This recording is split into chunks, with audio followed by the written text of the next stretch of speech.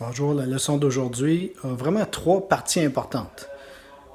La première, vous allez voir, c'est la loi de conservation d'énergie.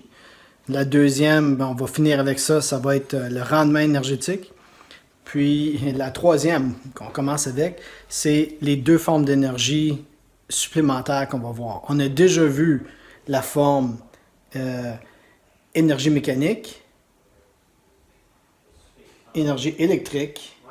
Puis là, on va en avoir deux autres, énergie cinétique et énergie potentielle. C'est ça que je vous montre. Un rappel que l'énergie, c'est la capacité d'accomplir un travail, c'est-à-dire la capacité de faire bouger des objets. Regarde, m'ont dit, voir la balle. C'est quoi ça? OK. Même chose, tu peux appuyer dans les airs. La première nouvelle forme d'énergie, c'est l'énergie potentielle. Ça, c'est l'énergie associée avec n'importe quel objet qui a une certaine masse lorsqu'il est en hauteur. En étant en hauteur, cette énergie-là a le potentiel, à cause de la gravité, de retomber puis acquérir une grande vitesse. Puis avec cette vitesse-là, il pourrait frapper un objet et le déplacer ou se déplacer lui-même. Sa hauteur lui permet de se déplacer. C'est beau. Beau chien. On voit même plus la balle dans sa bouche. Ah, là, ça va être tout dégoulinant, c'est là. La deuxième forme d'énergie principale, c'est l'énergie cinétique. Ça, c'est l'énergie d'un objet en mouvement. N'importe quel objet qui a une vitesse a la capacité, en frappant un autre, de le déplacer. Maintenant, vous savez c'est quoi l'énergie potentielle et l'énergie cinétique? Je vais vous montrer un exemple avec le pendule. Puis, on peut voir que dans un système où un objet est en justement un pendule, ou ça peut être aussi un objet qui est lancé, ou bien un char en montagne russe, il y a un transfert d'énergie potentielle et d'énergie cinétique constant, dépendant de la vitesse et de la hauteur que l'objet se trouve.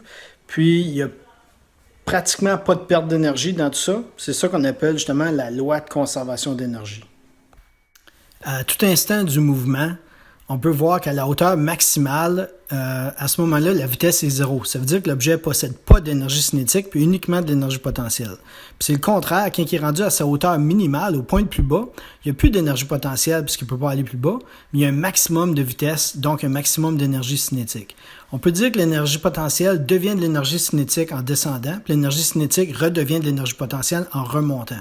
Pendant tout ce temps-là, si on additionnait les deux quantités d'énergie à n'importe quel instant, l'énergie totale demeurerait parfaitement constante. La loi de conservation d'énergie est extrêmement utile dans les calculs parce qu'elle nous permet de toujours connaître le total. Ça fait qu'on peut prendre n'importe quel endroit dans un pendule, à n'importe quel moment, pour au point A dire, son énergie cinétique, son énergie potentielle ici, l'énergie totale au point A est égale à l'énergie totale au point B, qui est égale à l'énergie totale au point C, qui est égale à l'énergie totale au point D. Puis on peut faire des équations avec ça, vous allez les voir dans les exemples de problèmes. Le but, c'est tout le temps de commencer en se rappelant que l'énergie totale à un point est égale à l'énergie totale à l'autre point.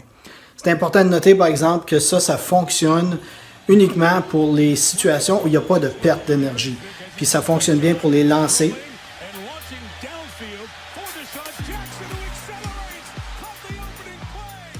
Ça fonctionne bien aussi pour les pendules.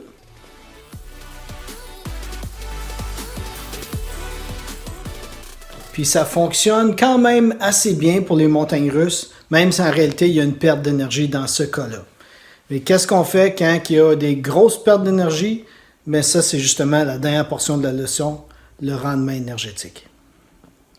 Quand on laisse tomber une balle puis qu'elle frappe à terre, au moment de l'impact, la balle perd énormément d'énergie dans une forme qu'on ne peut pas utiliser. Elle le perd en bruit, elle le perd en chaleur, mais cette énergie-là n'est pas réutilisée pour redonner de l'énergie cinétique ou de l'énergie potentielle à la balle. Elle est perdue. C'est là qu'on va rentrer dans la notion du rendement énergétique. Initialement, on donne de l'énergie qu'on appelle l'énergie d'alimentation. C'est l'énergie initiale qu'on donne au système. Ça pourrait être de l'énergie cinétique, ça pourrait être de l'énergie potentielle. Dans le cas que je présente ici, ça va être de l'énergie potentielle. On lui donne une certaine quantité d'énergie qu'on peut calculer, 100% d'énergie. Une fois qu'elle a fait sa transformation, il va y avoir une perte d'énergie pendant sa transformation. Puis la balle, on peut recalculer l'énergie utile qui a été produite par le système après la transformation. essentiellement, on peut comparer l'énergie initiale qu'on lui a donnée, qui était à 100%, puis recomparer avec l'énergie finale produite, qui va être un pourcentage plus bas. C'est ça qu'on appelle le pourcentage de rendement.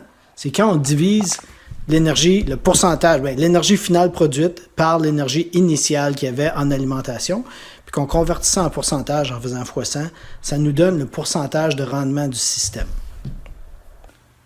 C'est utile de connaître ça parce que pour la plupart des transformations énergétiques, à part les lancers, les pendules, les montagnes russes, il y a des pertes importantes d'énergie. Ça fait qu'on a besoin de connaître c'est quoi le pourcentage de rendement pour être capable de prédire la quantité d'énergie qu'il va avoir. Par exemple, justement, comme dans l'exemple de la balle, on pourrait prédire à quelle hauteur une balle va rebondir après avoir perdu une certaine quantité d'énergie. Ou, dans le cas de l'énergie électrique, un moteur électrique, par exemple un ascenseur, qui va soulever des personnes. Mais l'électricité sert à faire tourner le moteur, puis ce moteur-là sert à soulever des personnes. On peut dire qu'initialement, on donne en alimentation au système, l'énergie d'alimentation, c'est de l'énergie électrique.